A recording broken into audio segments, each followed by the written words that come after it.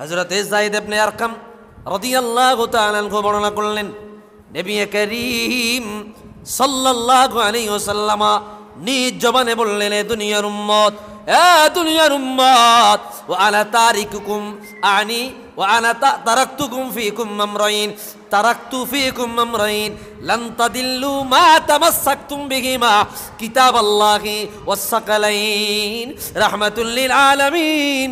হুজুরে কিবরিয়া সাহাবায়ে কেরামদের সামনে রাখিয়া বললেন, ও আমার উম্মত, আমি তোমাদের কাছে দুইটা জিনিস রাখিয়া গেলাম, ওই দুইটা জিনিস যদি তোমরা আঁকড়ে ধরতে পারো, ওই দুইটা জিনিস যদি তোমরা আঁকড়ে ধরতে পারো, তোমরা জীবনে কোনোদিন পথভ্রষ্ট হবে না, পথহারা হবে না, বিপদগামী হবে না, জাহান্নামী হবে না।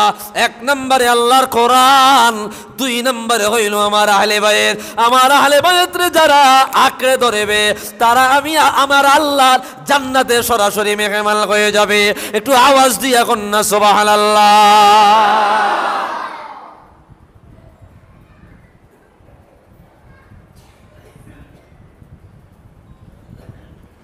হ্যালো, আপনি মাহফিলটা শুনলেন, এরপরে বারবার কল দেন কেন?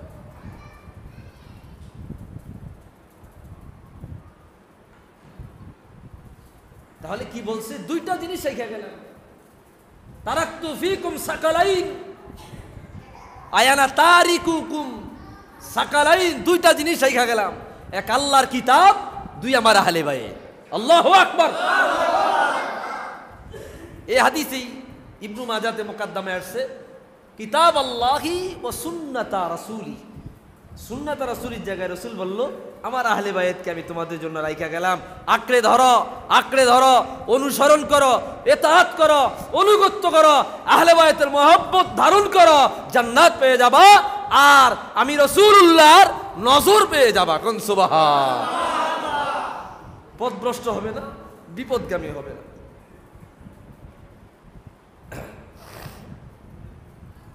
কষ্ট হইতেছে আপনাদের? ভাইরা রে আমার, বন্ধুরা রে আমার,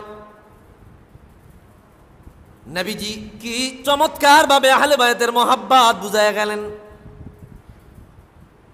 একদিন রাসূলুল্লাহ সাল্লাল্লাহু আলাইহি ওয়াসাল্লাম মসজিদে নববীতে মিম্বারে দাঁড়ায়া বক্তব্য দিচ্ছেন। ফাসাইদাল মিম্বার ফাখাতিবা আলান নাস। হঠাৎ কইরা হযরত হুসাইন রাদিয়াল্লাহু আনহু,